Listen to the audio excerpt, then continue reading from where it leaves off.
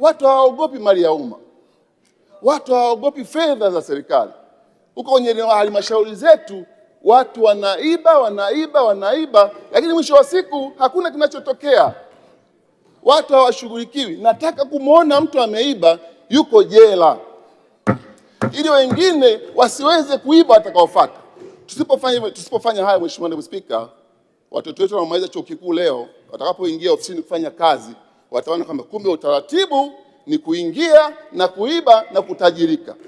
Hatuwezi kujenga taifa la namna hiyo. Mheshimiwa Naibu Spika, nataka kuona na ninatamani kuona bunge hili la 13 lijengee sifa ya kwamba chini ya Mheshimiwa Zungu na Naibu Spika Siro wezi walishughulikiwa ilivyotakiwa kushughulikiwa.